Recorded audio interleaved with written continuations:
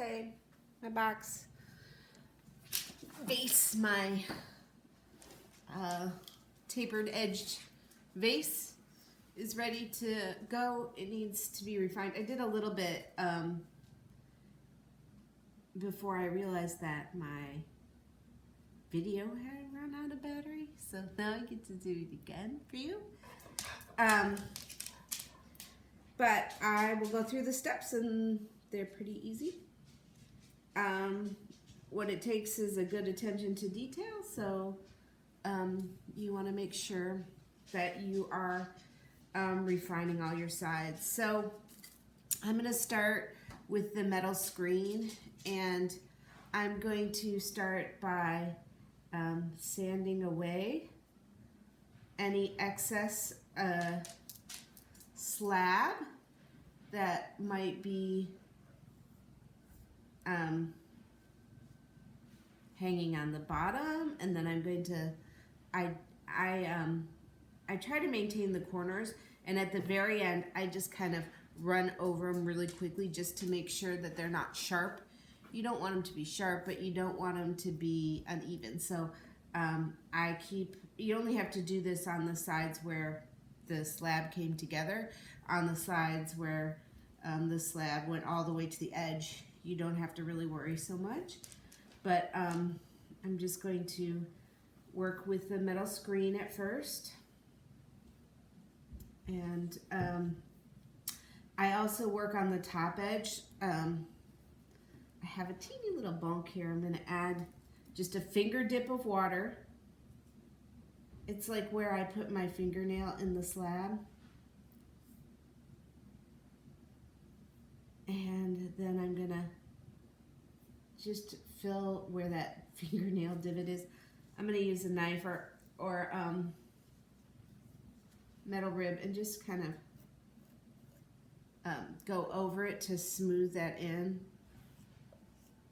and make it flush. And then I'll let it sit in there for a minute before I sand it back. But that will fix that edge. I'm making sure these corners are nice and smooth.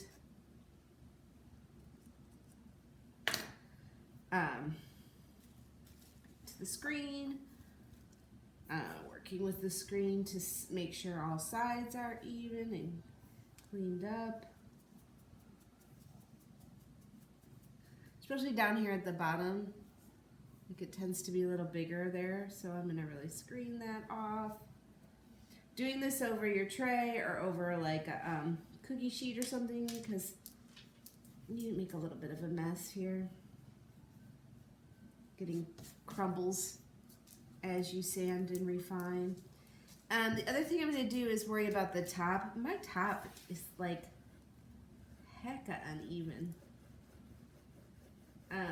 So I'm going to do some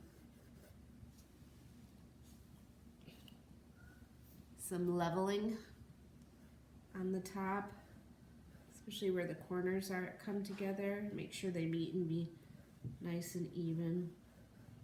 Like for some reason, it's like this one corner is higher than the rest, so I'm gonna just kind of do that. And then I just kind of run it along the edge once, like that, to make sure the edge is rounded instead of like really sharp. And I'm gonna do that along here. And then along here. And I'm just doing that so that my corner is, it's straight and everything, but just so that it's not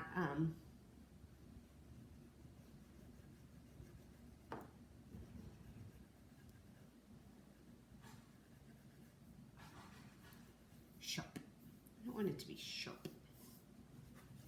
But I do want the sides to be nice and clean. This is going to take you longer than I am. Like I said, I was doing it for a little while, and then I realized that the video did not have any more battery, so it's gonna look like I do this really fast. And I did it. It took me at least 15 minutes to get it all sanded, and it's just that it is pretty sanded for me already because video mistake. So once I have the edges sanded and I've kind of gone over it really well, fixed any divots, The last thing I'm going to do is you could do metal rib. You can like run over it with a metal rib on the sides to make sure the edges are straight. That is a good tool. But I'm going to do a damp sponge. I do not want to wash away the surface of this, and I do not want to hydrate it. So when I say damp sponge, here's my water bowl, here's my sponge. Watch. I put it in here, I soak it up, but like I am squeezing out all of the water, right? So I'm not applying water, I'm just kind of wiping down the surface to kind of minimize any of those lines that came up from sanding or after rubbing it with a thing. I'm going to go around the edge just like that, just cleaning it up, but I'm not really introducing water. I do not want it to get soft. Plus, when you put the glaze on it, like glaze is wet and it's going to get soft again, so you don't want it to, you're just wiping it down. Now, there's minimal scratches on the surface, so if you can see up close, there are a few, like it's not 100% perfect, but like the overall contour is perfect. I could spend a lot of time making sure that everything is flat and smooth. I would have to go over it with a rib a lot, but really what I'm worried about, because I'm going to carve into it, I'm worried about that the contour looks good and that most of the lines are gone, and you can kind of see the level of finishedness I have on each side. Like, it's pretty good. That's a little off, that corner there, but it's not terrible. But I also didn't I'm not going crazy for perfection. So once I have this done, and like I said, it's gonna take you longer because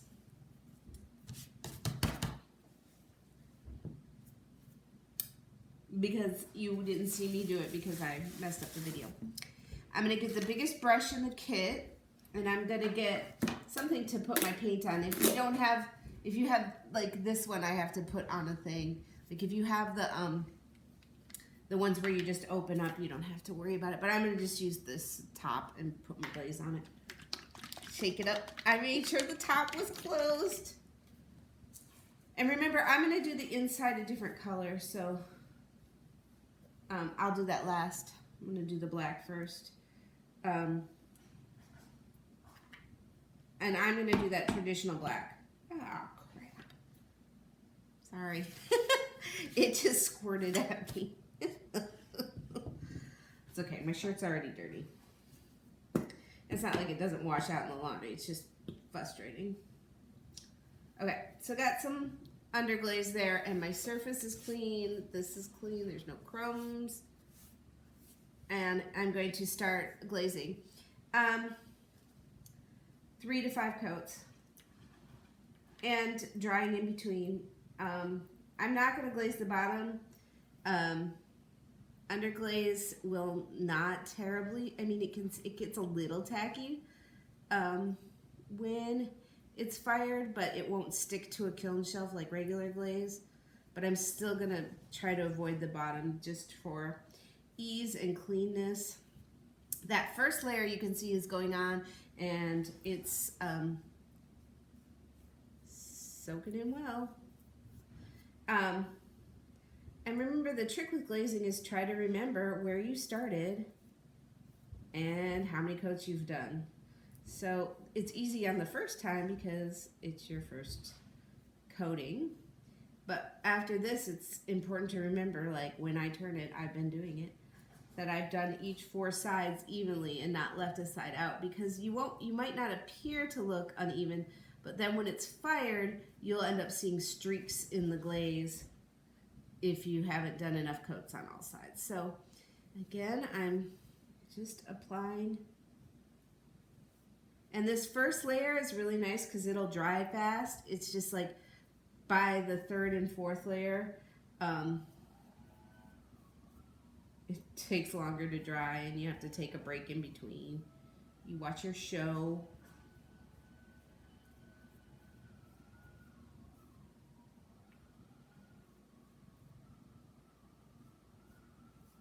sure I get that corner nice and good. Now I'm going to hold it here. Your fingernails can gouge into stuff really easily, and that's my biggest frustration all the time, is that if I don't keep my fingernails short, then I will gouge my piece as I'm working.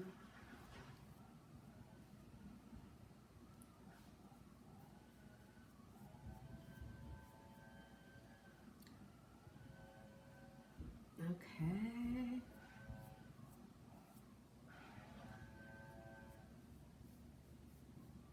Okay, coat number 1 on 3 sides. Now I'm going to turn again. Coat number 1 on the 4th side. And then I can start with coat number 2, as long as side 1 is dry. Ooh, there's a gunk in the glaze. Remove that. It's like a thicker spot. Had some crust from the rim get in or something.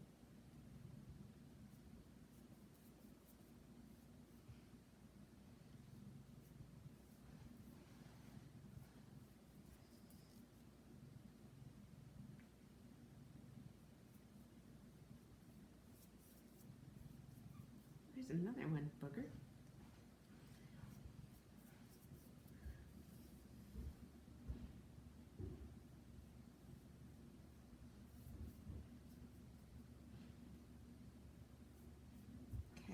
And while that first side is drying a little bit, I'm going to do the top edge. So like my inside, I'm going to paint orange or yellow or something bright, maybe even blue. But the top edge I want to be black. So I'm going to just make sure I cleanly get some glaze on that. I'm not going to sgraffito right to the top edge because that would interfere with the quality of the rim, and I don't want to do that. And if I overpaint this on the inside and I want a crisp line, I'll just come with my metal rib and scrape it clean before I paint the inside color.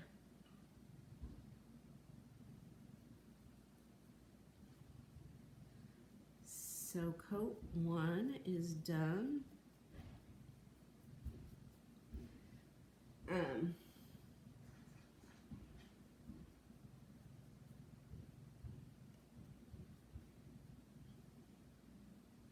I'm gonna do coat 2 and then 3 and then 4, and you can I'm gonna keep going, but I would suggest taking the video and putting it on like triple speed so that you don't have to watch me paint. Triple speed it. Okay, I'm keeping track of what side it is. So 1, that's my starting point. So I put a mark 1, and then I'll know every time I turn I get back to 1 that I've done it. Okay, so coat number 2.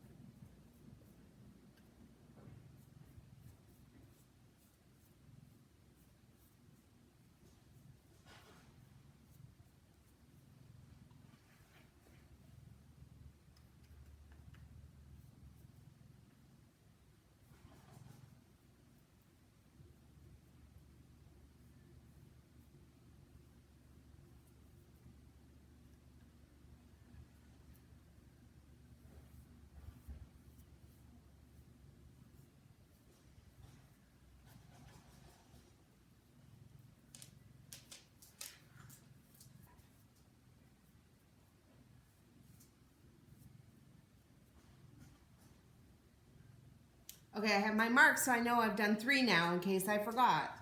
Now this is the 4th one, and then I'll let it dry for a moment, and I will do coat number 3.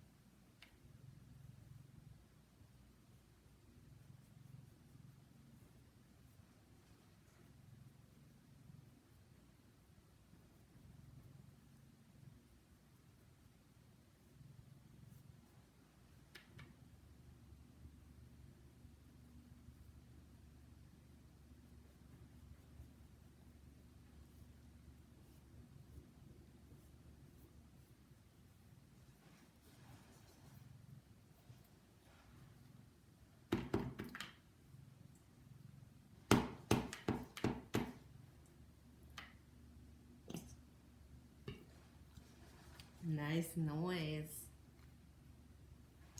Okay, so this was side number 1. I'm going to just check. Oops, not dry yet.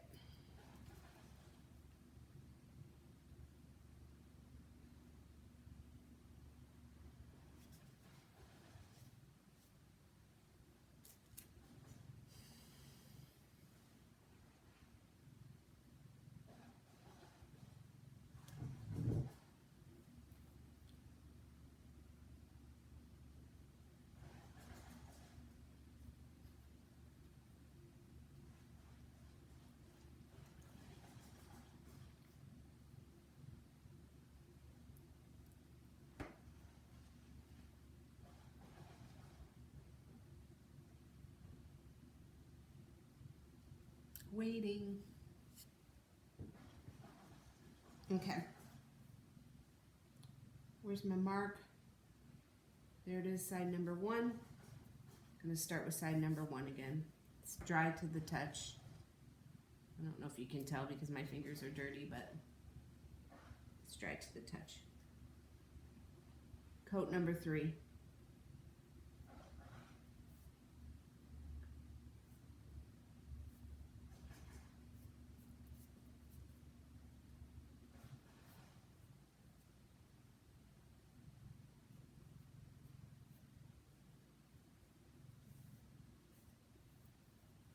And honestly, like, I have nice black coverage. I'm only going to do 3 coats.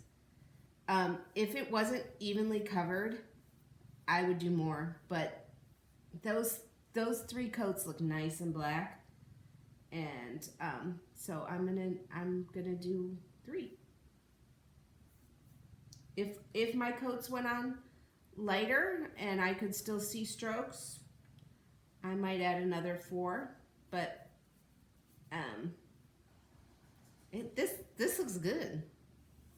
It looks good. So I'm doing 3.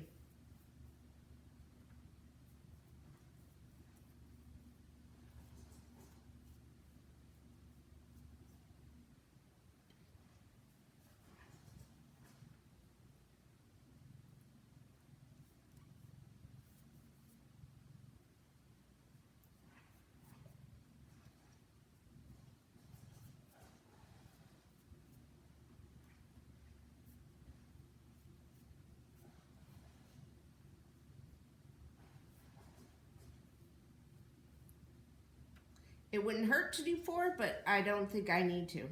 I mean, why do extra work if I don't need to? I've done it a nice, even, consistent job. My brush strokes look good. I varied the way I brushed. And so I'm not gonna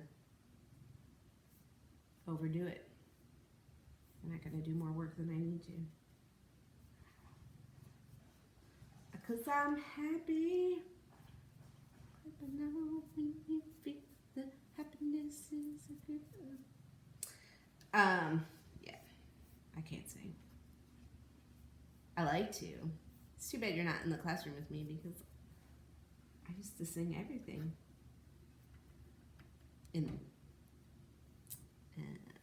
But. And I have songs for different like parts of ceramics.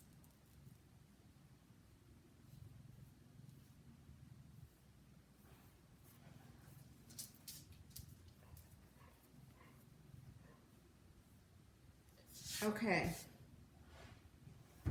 Oh crap. That was a mistake because I made a bunk on the bottom.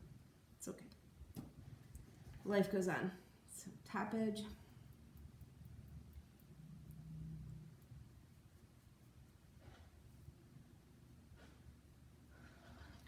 Top edge.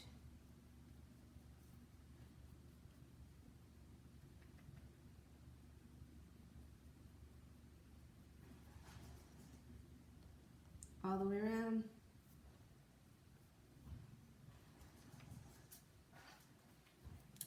That's a bummer. I dropped it a little bit on the edge here. Oh well. Life goes on. All right. I wish I can. I'm gonna try to put some of this back in. This is going to be a mess. Don't do this. Don't do what I'm trying to do. It's not smart.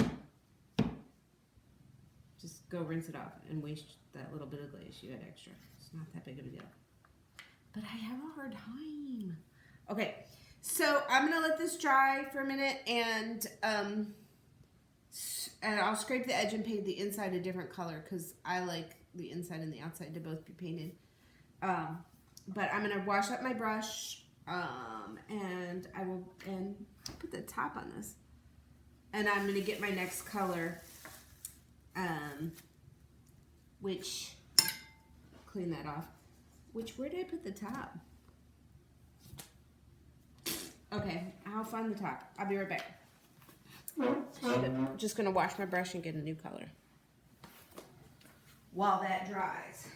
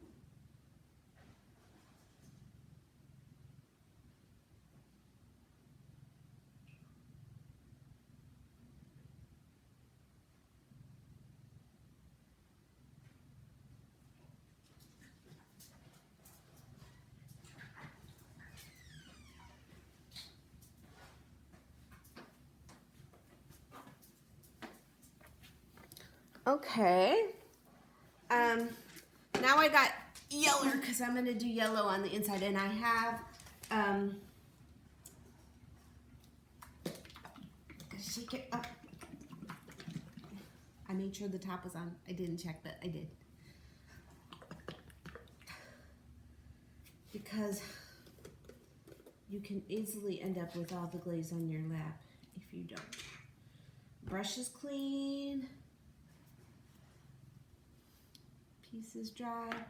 I'm just gonna clean up that edge on the inside. You can use your rib or a knife.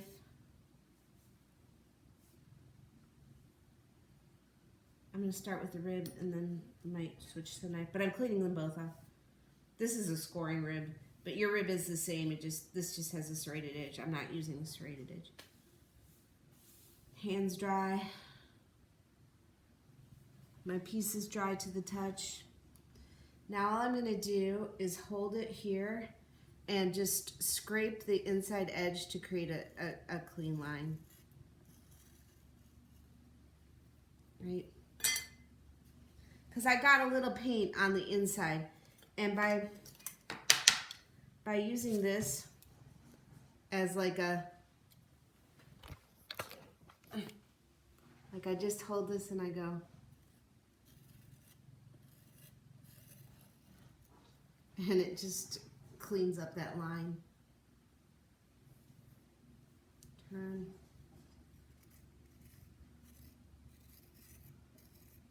Just gently scrape it. Because I want a straight line where the yellow is going to be. And I am going to hand paint that. I'm not going to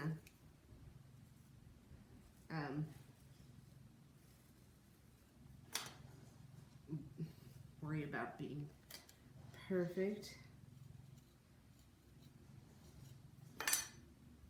Okay, so then it has a pretty clean line, and now I'm going to paint the inside yellow. Now this is just something I want to do because I want to make it look cute. You could do the whole thing the same color, but I'm not going to sgraffito in the inside, so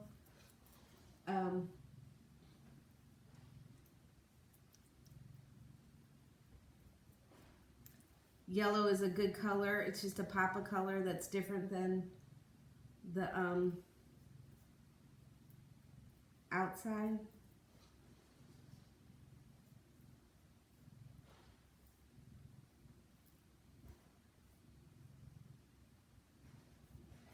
Yellow will take a few more coats than the black. It just doesn't cover as well in underglaze. So I'm gonna probably do 3 or 4, and then just so you know, like I'm gonna after I've done glazing, I'm gonna let it sit for 5 minutes before I rebag it, right? Because I don't want the bag to interfere with the glaze at all. And again, the glaze, like when you add glaze to the surface, you are essentially re-wetting it down just like you are with a sponge. And it will get, soft again. It's not, and you want to give it a little bit of time to set up with the glaze on the surface. So I'm trying to keep that line straight up there just by brushing up. My inside was refound, but I didn't go to town on it because I think I'm going to use this, because unless I put a clear glaze on it, which I don't think I'm going to, just because, I mean, you can, and then it'll be shiny, but I'm not going to. I think I'll just leave it matte and use it to put like a little plant in or something. And then, that way you'll see the yellow, just barely. But you can, I made sure the inside was clean with my finger, but you can see it's a little more bunky than I did on the outside.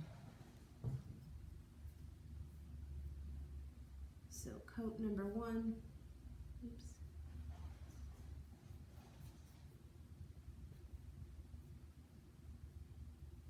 And now the inside, again, the outside was wet. With the new glaze, the inside is going to take a moment longer to dry. This brush keeps losing its paint off the handle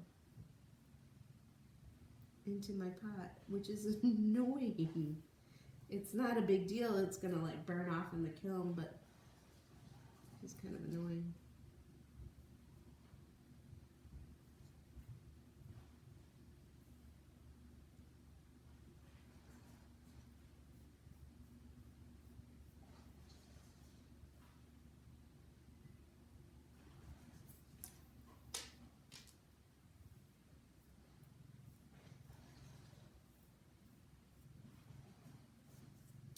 Good time to fast. Oh my gosh, you're looking at my dog.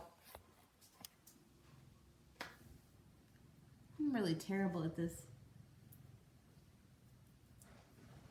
Yellow inside. Second coat. Same as the first. Then I'm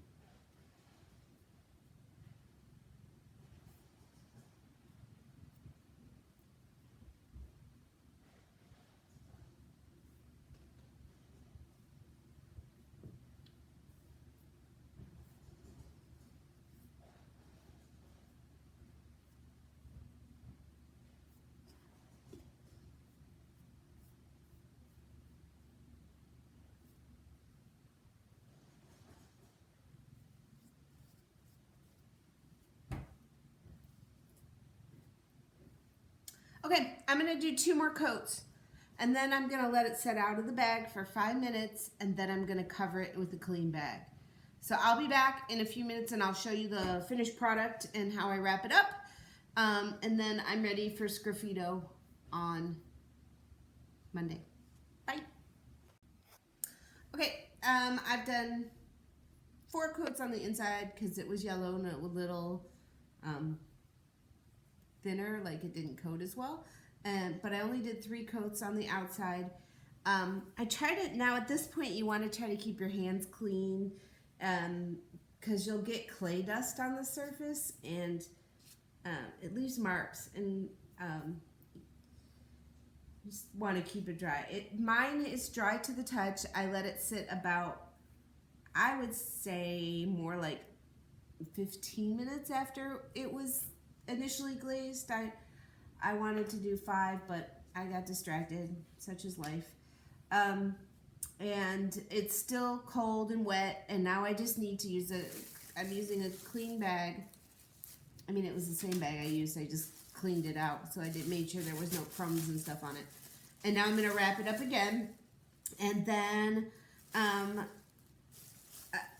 next Monday, right, because it's a B-Day week, next Monday, I'm going to keep it wrapped up tight until then, and then on Monday I will transfer my design, and I will